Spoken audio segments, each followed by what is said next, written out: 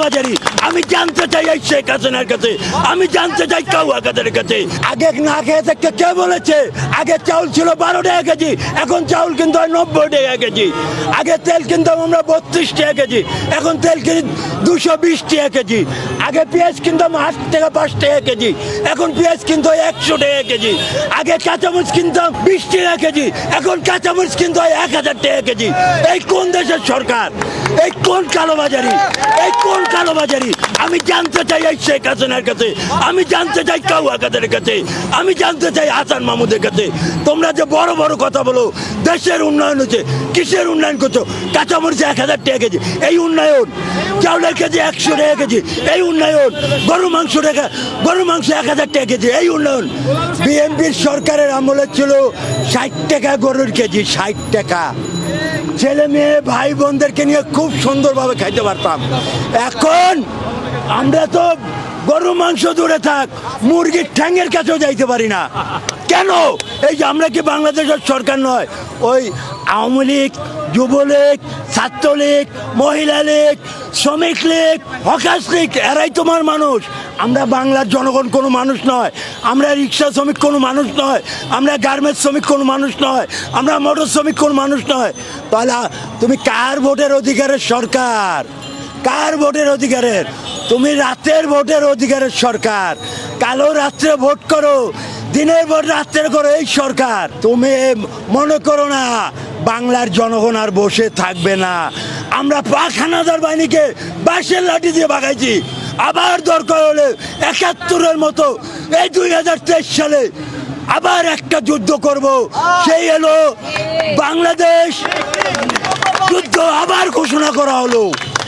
আমরা স্বাধীন ঘোষণা করেছিলাম 1970 সনে। এই স্বাধীন বাংলাদেশে নতুন করে যুদ্ধ করার কারণ এই সরকার যে স্বাধীনতা রাখে নাই, স্বাধীনতা ভূমিত রাখে নাই। এই সরকার বাকশালী সরকার। যেরকম শেখ সাহেব 1974 সনে এককতন্ত্র দেশ স্বাধীন করেছিল মনে করেছিল, এই সরকার তাই মনে করছে আমার বাপের দেশ আমি এককভাবে চালাবো, একতন্ত্র এক দেশ। বঙ্গবন্ধুর বাংলাদেশ যেরকম 74-এ বলেছিল, সেই শেখ হাসিনা এখন তাই বলছে এই 2023 সালে এক নেতার এক দেশ, শেখ হাসিনার বাংলাদেশ। তাই মনে করিয়েন না শেখ হাসিনা ওয়াজেদ। আমরা বাংলার জনগণ চুপ থাকতে পারি না, বাংলার রিক্সা শ্রমিক চুপ থাকতে পারে না। তোমার জনগণ যদি চুপ থাকে, বাংলার জনগণ চুপ থাকবে না। গার্মেন্টস শ্রমিকরা চুপ থাকবে না, মোটর শ্রমিক চুপ থাকবে না, রিক্সা শ্রমিক চুপ থাকবে না, দিনমজুর চুপ থাকবে না। আর আরেকটি কথা বলতে চাই ভাই, বাংলাদেশে যখন স্বাধীন ঘোষণা করে কালুরঘাট বেতার কেন্দ্রতে আমি বলেছিল জিয়াউর রহমান, আমি মেজর জিয়া বলছি আজ থেকে বাংলাদেশ স্বাধীন ঘোষণা করা হলো। তখন তোমার বাপও বলে নাই, তুমি বলো নাই। আর তোমার ডাইনাতে বামাতে যে সন্ত্রাসী বাহিনী আছে তারা কই ছিল? তারাও ছিল না। সে চট্টগ্রাম কালুরঘাট বেতার কেন্দ্রতে এই শহীদ রাষ্ট্রপতি জিয়াউর রহমান ঘোষণা করেছিল। তখন এই বাংলার জনগণ এই জিয়াউর রহমানের ডাকে সাড়া দিয়ে নিজের জীবন ব্যক্তি করে দেশ স্বাধীন করেছিল। 30,000 ভাই বোনেরা শহীদ হয়েছিল, 2000 মা বোনের ইজ্জতের ইয়েতে আমাদের বাংলাদেশ স্বাধীন ঘোষণা হয়েছিল। আমি এই সরকারের কথা কি বলবো ভাই, লজ্জাতে মরে যেতে মন চায়। বিষ খেয়ে মরলে হবে সে আত্মহত্যা, আমি তাও করতে পারি না।